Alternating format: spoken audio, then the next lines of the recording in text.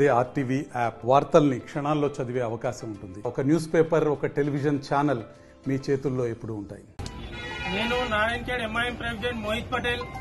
ఈరోజు నారాయణఖేడ్లో star garage Kakatiya school opposite కరబ్గుతి రోడ్ లో ఫైర్ యాక్సిడెంట్ అవ్వడం జరిగింది. ఈ ఫైర్ యాక్సిడెంట్ లో టోటల్ 9 వెహికల్స్ కాలిపోవడం జరిగింది. దీంట్లో మొత్తంగా షాప్ మొత్తం కొలాప్స్ అయిపోయింది. ఫైర్ యాక్సిడెంట్ వల్ల ఏమీ మిగలలేదు.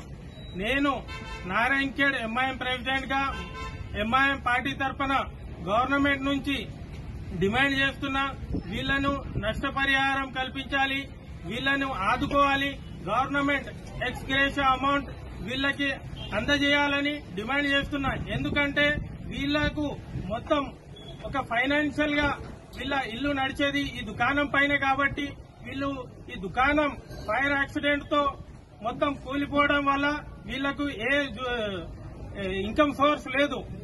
కాబట్టి గవర్నమెంట్ నారాయణఖేడ్ ఎమ్మెల్యే గారు దీన్ని స్పందించి గవర్నమెంట్ తరఫున ఎక్స్ గ్రేషియా అమౌంట్ వీళ్లకు ఇప్పించాలని డిమాండ్ చేస్తున్నాం.